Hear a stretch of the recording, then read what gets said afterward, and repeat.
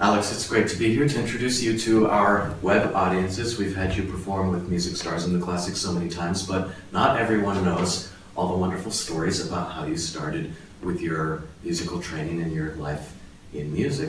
So, is there a story behind you choosing the piano?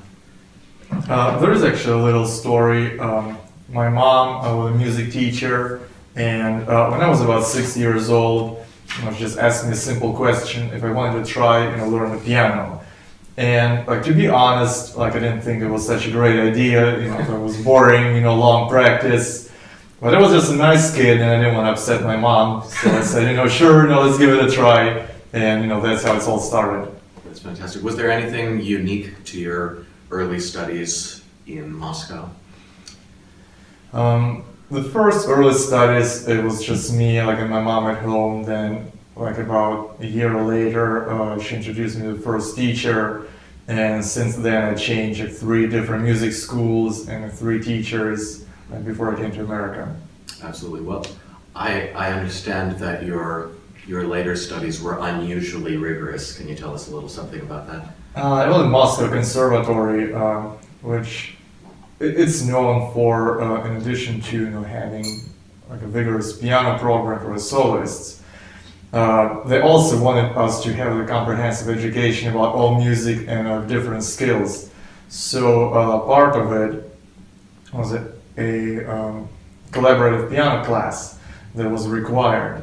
And for that, everyone had to learn 50 different opera arias or songs.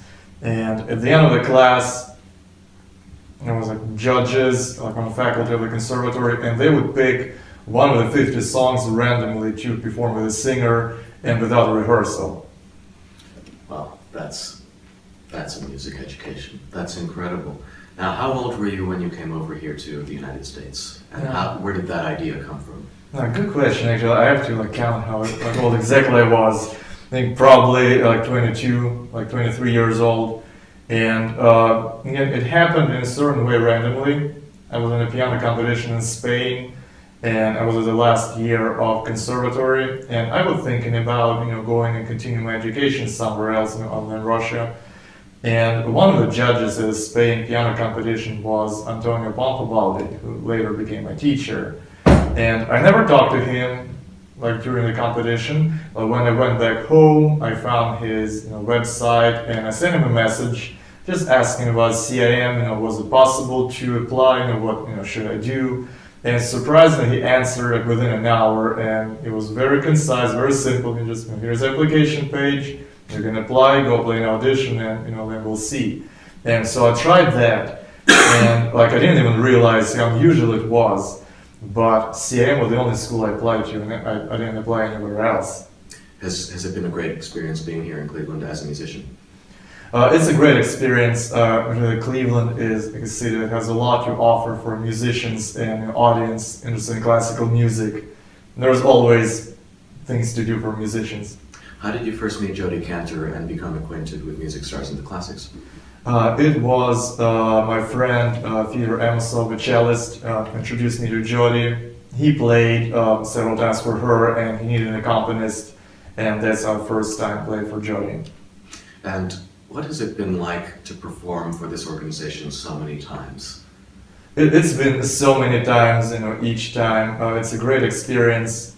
I should say for me and for a lot of young musicians and students, it's a chance to do what we always wanted to do. Because a lot of us, we have classes if we're students, and then later we have teaching, private students teaching kids, and that's how mostly we make our living.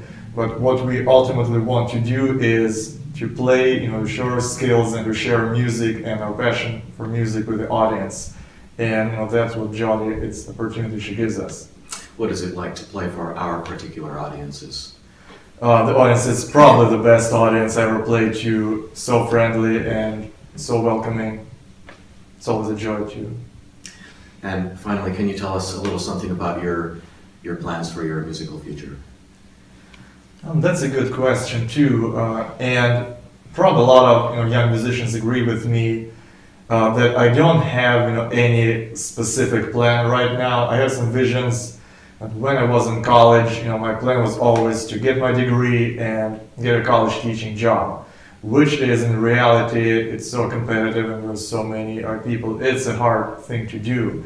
So I just see the mixture of, you know, teaching, performing, and just still trying to find myself, you know, in this huge musical world. So that sounds like a very full plate in your musical life. When you're not doing music, what sorts of things do you like to do? That'll be funny, but you know, the first thing I like besides music, you know, would be music. As you know, I'm a classically trained musician. You know, that's what I do. Is what I've been doing all my life. I've been trying to experiment, like writing my own music in more, you know, contemporary style. I wouldn't say it's a pop music, but it's something more modern, and it would be probably, I would call it my hobby.